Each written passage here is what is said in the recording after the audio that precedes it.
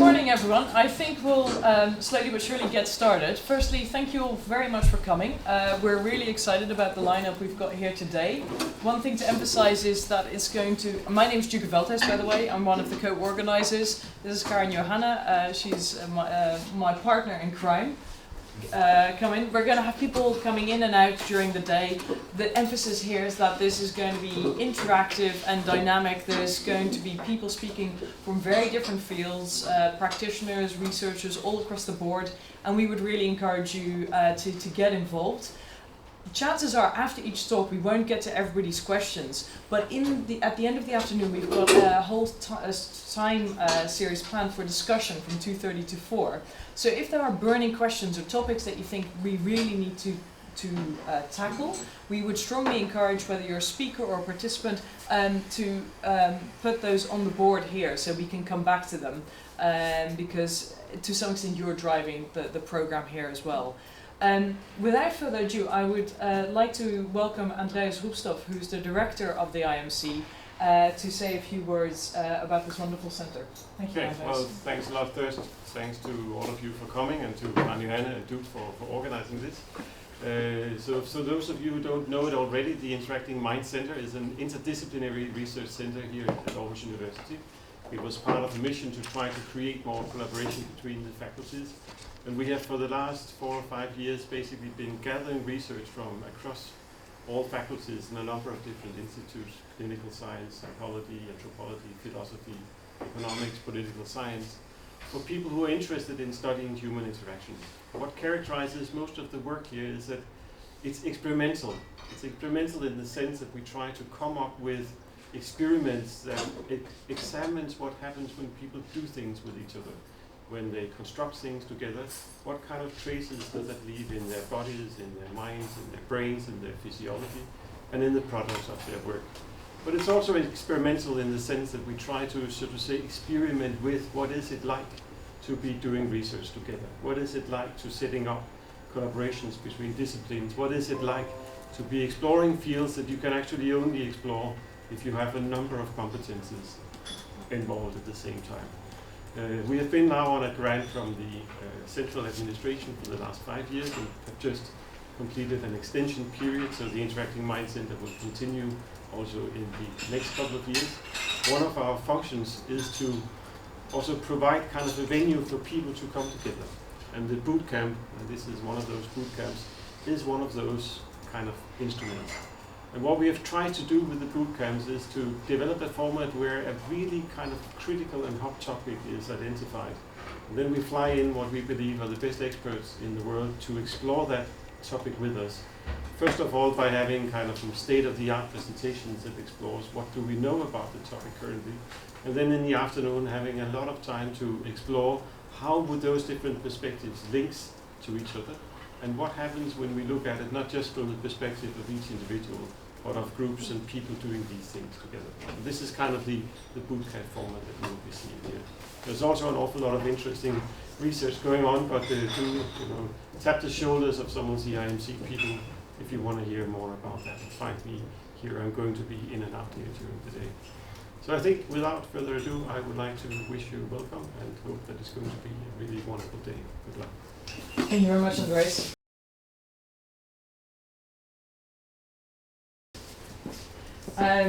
Next up, we've got Karen Johanne. I've already mentioned she's my partner in crime, and I've had a great pleasure of working closely with her to put this all together. She has a master's degree in neurobiology and a PhD in medicine. She did basic cognitive neuroscience for 10 years and only entered stress research in 2013 when she started working as a clinical specialist at the Aarhus University Hospital in the research clinic of functional disorders and psychosomatics.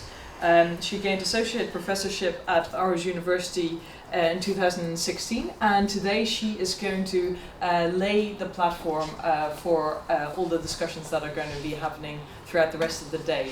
I would encourage people to get involved on Twitter, and are you happy for people to ask a few questions on the way? Would you prefer for them to leave them on the You can ask on the way if it's very essential, or we have 5 minutes at the end, right?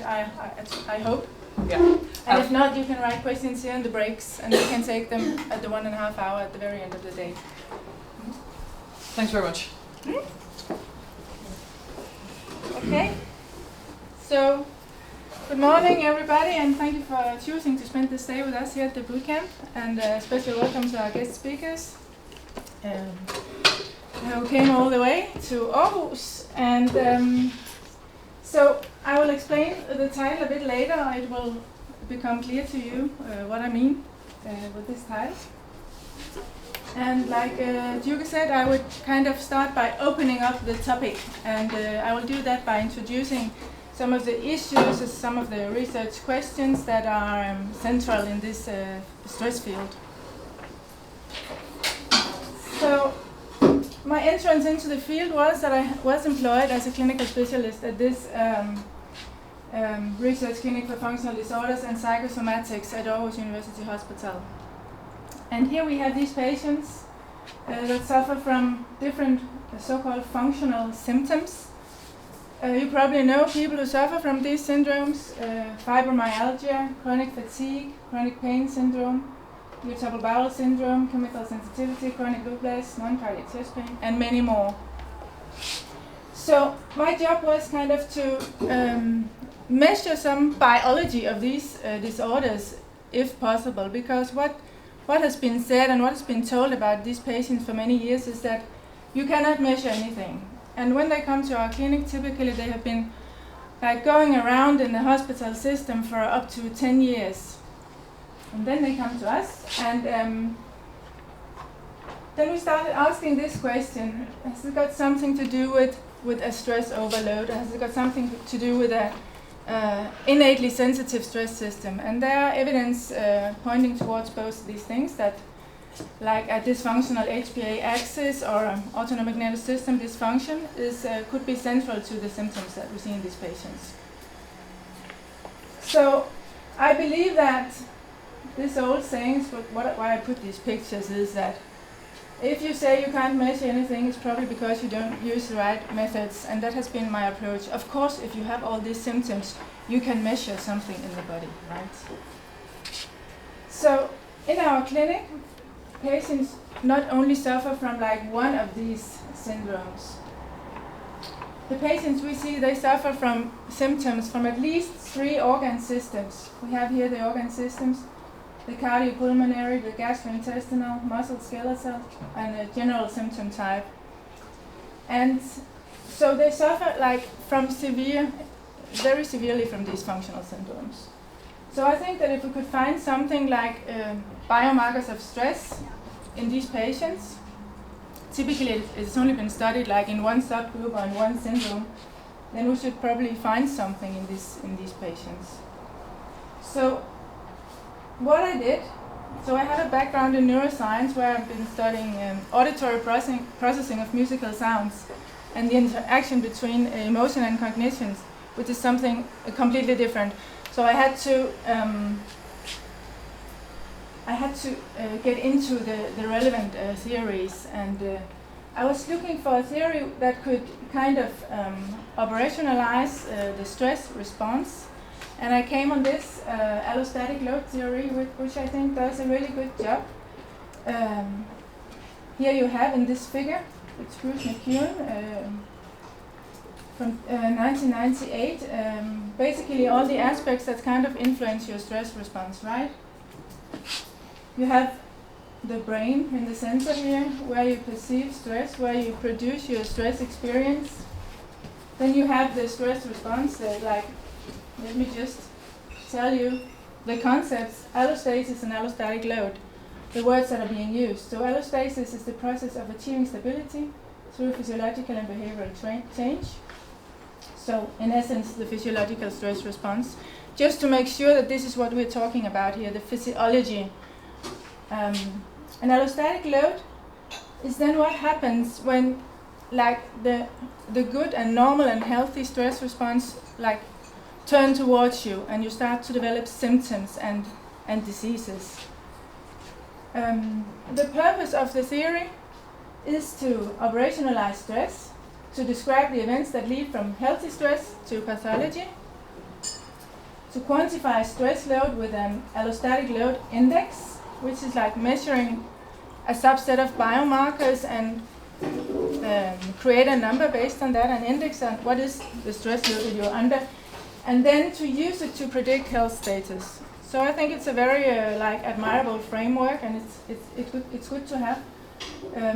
If you look at one of the first or one of the early publications on this, what you would look at is this well-described stress markers, things that change in the body. I will show you in a minute. But where you use a subset of these 10 biomarkers, and then you look at where are they? Are they in the quartile that predict the most unhealthy level of these stress markers? And then you add them up and see, you get a measure of the stress level. So this is what it's all about. I am a biologist, and I think also, before we get into the biology and the details, which we will in a minute, it's important to take the evolutionary glasses on and really consider that stress is an exceptionally old type of behavior. So that it has been encoded not only in the vertebrates that you see here, but all the way back to the invertebrates, and really when animals evolved and started to behave, you could imagine it would be one of the first things you needed to do, of course, to seek some food and also to avoid dangers. So this is also what evolutionary studies show, that you can find these rudimentary states of the stress response of the HPA axis in very long time back in evolution. I think it's also, when you look at it evolutionarily, it's interesting that when you get to realize that this response has been encoded in the entire body. And the basis for that is that it has been encoding during such a long time. This is the reason why it reaches the whole body, it reaches the brain, and it has these enormous effects. And also, when it becomes unhealthy, when you are stressed for too long time and it turns against the body, it's the same thing, right? It's all over. It's all over the place. It's systemic. So now to some of the biological details, and I will get back to my endeavor in the research clinic of functional syndromes later. Stress begins in the brain. I want to tell you now what is happening. This is the organ, right, where we create, where we perceive, and it's the seat of perception and cognition. It's the organ where we create our experiences. It's the organ where we make decisions whether what we experience right now is alarming. Should we now get the body tuned in to be ready to fight or flight? So this experience, and that is something quite interesting, the perceived stress in itself predicts mortality, and Anders Priya is going to tell us about that later on the day. It's a huge research field right now, how the way you as a person perceive stress, because there's a big individual variation, right? If you experience that you are under a big stress load, then it is a predictive factor of how long you live. So it's a very strong evidence. So also, once more, in the evolutionary perspective, if we look at the basic factors, because, of course, psychosocial factors and loneliness, social economic status are stress factors. Lots of literature showing this. If you look at the brain and how the brain works more fundamentally, what it really reacts to is when things become unpredictable. I think that's also really relevant to consider. Unpredictability in the evolutionary sense is a sign of potential danger. So the brain reacts and it sends a message down to the body to get ready for fight or flight, get ready to handle the challenge that you have at hand, that is at hand, or that you think you are facing. Because we also have this thing, being humans, that we can sit back home in the couch and then we can think up all kinds of scenarios. And we can get our stress response going just by thinking about something threatening. So in this stress network in the brain, you could call it, we have the amygdala, like the alarm central of the brain, and the hippocampus also involved, the memory central, and we have the prefrontal cortex that's kind of putting the, like analyzing it all and making some top-down regulation possible. You can look at it like this. When the activity in this network reaches a certain threshold, the brain fires. And it does this based on these like factors. Once it starts and it goes down to the body, it's like hardwired. Then it's just like using these deeply encoded signaling pathways to activate the body, to get the blood flow up and the heart rate up, and at the same time to dampen the rest and digest functions. And then, so that's the autonomic nervous system, the sympathetic branch. And we have also the HPA axis, which goes from the hypothalamus to the pituitary gland, hypophysen in Danish, and to the adrenal glands, pinyon in Danish. So here we have cortisol pumping out to the body, and I just want to show you what these, here we have noradrenaline also, what these little molecules can do. And it's just not that you have to read all this, but it's to emphasize that it really has a huge impact on all the processes throughout the body. And this is the way that it affects in a good way. If it's short-term stress and it helps us, it affects, it gives us the benefit. But if it goes on for too long, it starts to turn against us, or the body reacts in an unadaptive manner. Cortisol also, a huge number of effects on metabolism and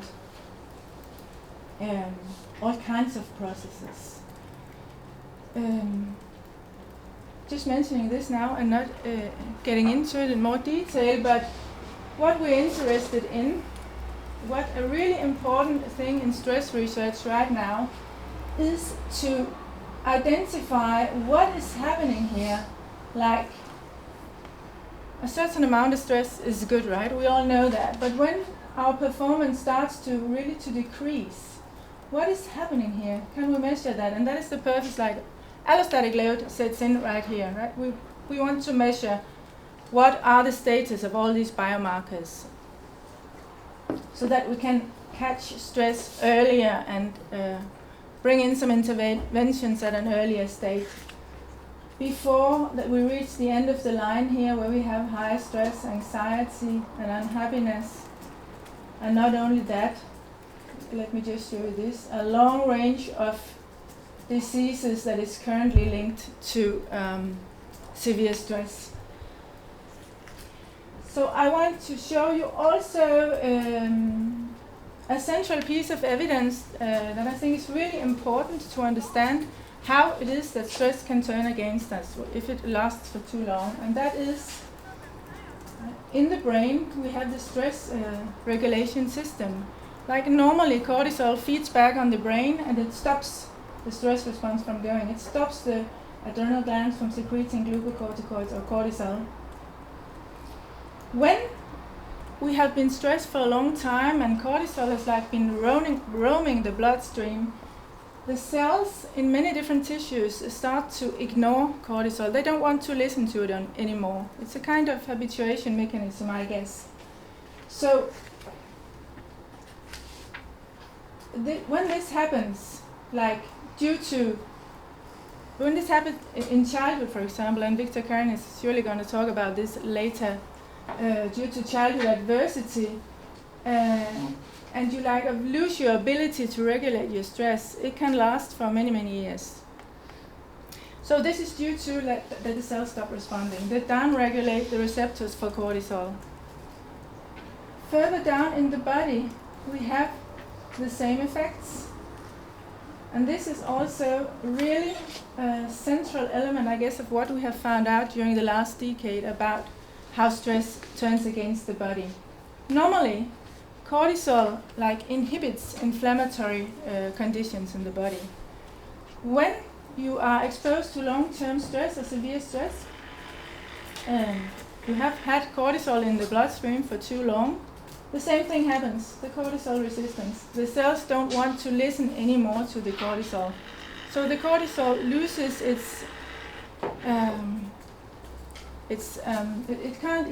can't tell the cells anymore to stop the inflammation or affect the processes that are involved in inflammation.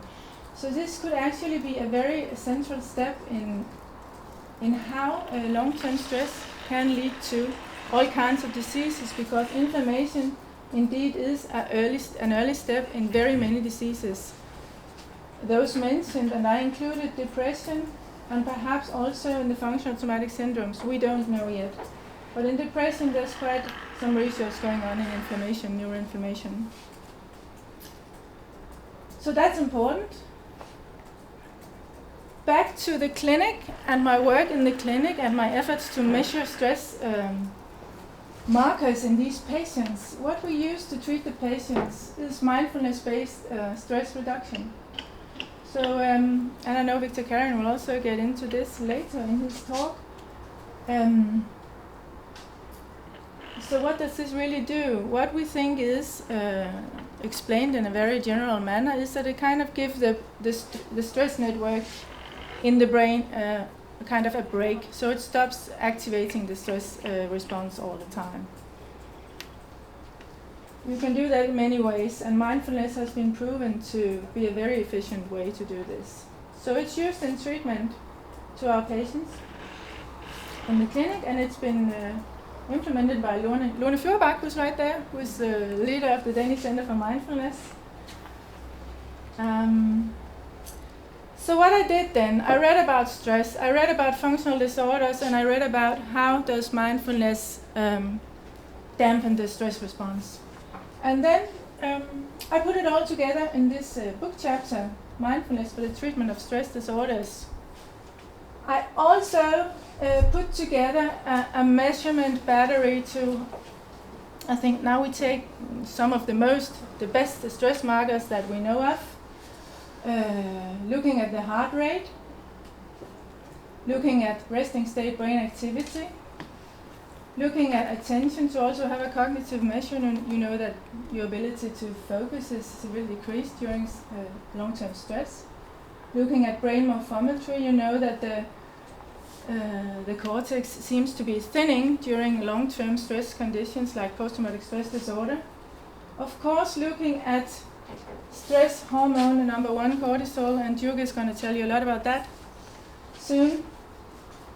Looking also at inflammation, metabolism, cortisol, and the metabolistic markers, cortisol and oxytocin also. So, together with my colleagues, I wrote up this measurement protocol, and we wrote up some PhD protocols to get some hands to do the work. And then I went to the leader of the clinic, and then he said, no, it's much too complex. You need to find a much simpler explanation to this disease. And that was kind of my collision with a totally different way of thinking about stress, which has taught me a lot.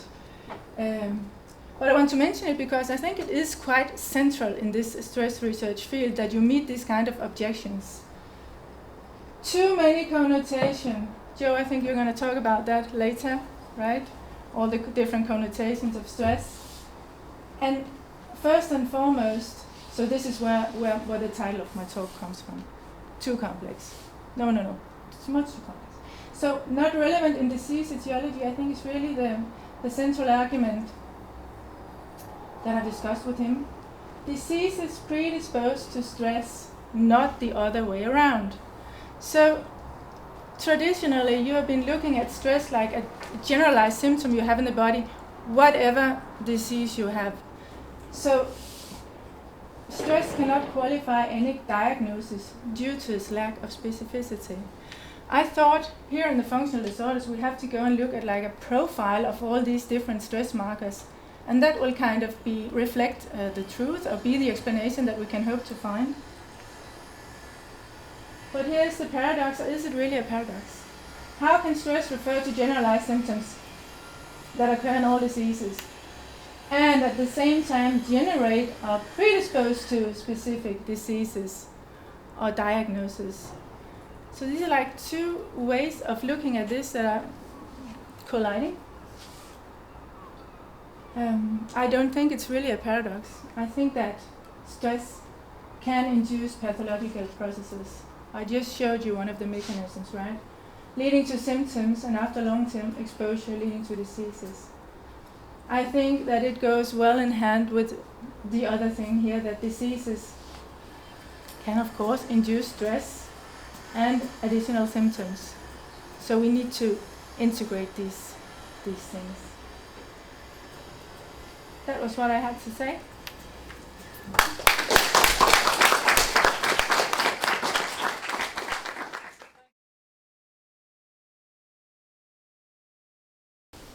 Just a quick one. I just wondered why PTSD was not mentioned. Was that you had depression, you had some other diagnosis? Yeah, PTS is actually only a stress diagnosis that is in a diagnosis manual today, and I took it out to not actually to just limit the time. But that is a diagnosis, and the reason that is a diagnosis is that here you can, or how the argument you kind of have is that you know the eliciting factor. So. Right. Just thank you, Karen. Just a comment. I appreciate your efforts to bring objectivity by creating a battery for stress. I think that should continue, and very much I agree with you that it's not a paradox. I mean, you can see a cycle where stress can cause illness, and illness can cause stress, and it kind of feeds into itself. Very good. Thanks. Yeah. To make my life a bit easier, can you articulate the definition of stress then? How you define it? There are many definitions of stress. Joe, you'll get into that. What's your To definition? me, I think the psychological level of explanation is like it's a feeling of being under pressure.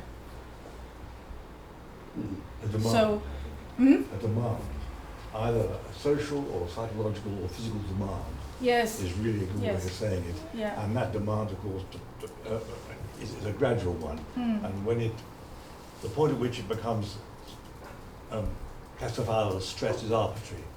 But I'll say more about that later. Yeah. We get an entire talk about this. Just a quick word on PTSD. I think it is a stress response. It's Yes. really an abnormal Sure. memory, which is, but memory is very important, as we'll see later on, in the response to stress. And PTSD is kind of malignant memory, really. Yes, and they have the flashbacks, which is like a unique symptom to this Yes, as but well. it's always caused by an acute, life-threatening situation, Yeah. like a car crash, or earthquake, Yeah. or fire, or Yeah. of course war is the Yes, usual one. that you can identify. Yeah. I also anchor an allostatic load because I believe that many times people make too much of the last stressful event or the ones they remember, but physiologically really it's the accumulation of everything that has been experienced and your level of vulnerability.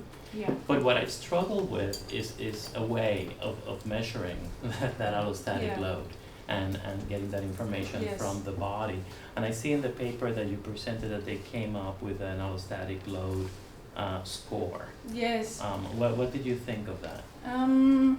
Well, that was the beginnings, and they correlated this index with like mortality and with different kind of health measures.